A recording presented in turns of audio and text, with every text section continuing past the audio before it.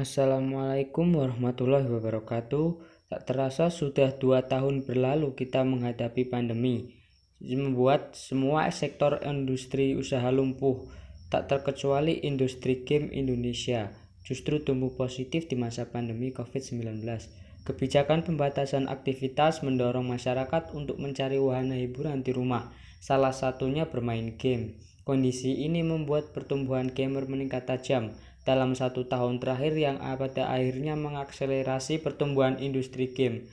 Tumbuhnya bisnis e-sport atau game merupakan penanda positif bagi industri kreatif digital di tengah krisis yang melanda dunia.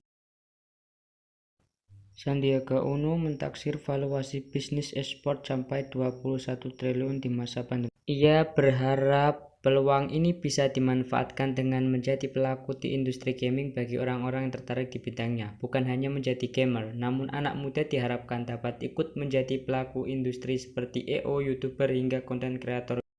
Game e-sport juga akan masuk di SEA Games 2021 di Hanoi, Vietnam. Oleh karena itu, saya memilih bisnis e-sport yang sangat digandrungi oleh kaula muda, khususnya di lingkungan saya.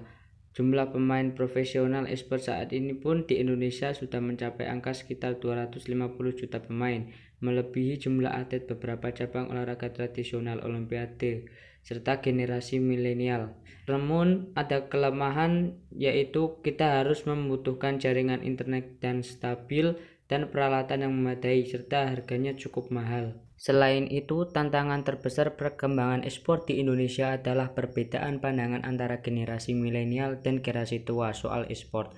Masih subur di masyarakat Indonesia memandang e-sport sekedar hobi main game pengisi waktu luang, bukan olahraga yang bisa ditekuni secara profesional dan membanggakan prestasi di internasional. Karena e-sport punya branding sebagai olahraga generasi milenial, tentunya sudah jelas pangsa pasar menyasar pada kaula muda, sehingga promosi dapat dilakukan melalui media sosial seperti Instagram, WA, Facebook, bahkan sekarang melalui aplikasi TikTok yang banyak digunakan masyarakat. Selain itu, promosi juga dilakukan di media massa seperti koran, surat kabar, atau radio, bahkan televisi, karena diharapkan dengan adanya media tersebut dapat merambah generasi tua serta memberikan pengertian bahwa e-sport adalah cabang olahraga yang menguntungkan dan dapat menghasilkan jika orang tua dapat mengarahkan bakat anaknya dengan baik, khususnya di cabang e-sport, serta diharapkan turut serta membanggakan negara di ajang atau turnamen internasional.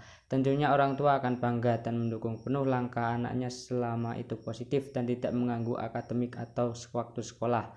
Selain menjadi bisnis yang menggiurkan, e-sport menjadi alternatif bagi perusahaan untuk tetap melakukan digital marketing. Dengan merambah ke industri ini, perusahaan bisa meraih pertumbuhan bisnis yang menjanjikan serta dapat menarik sponsor yang banyak saat diadakannya turnamen nasional maupun internasional.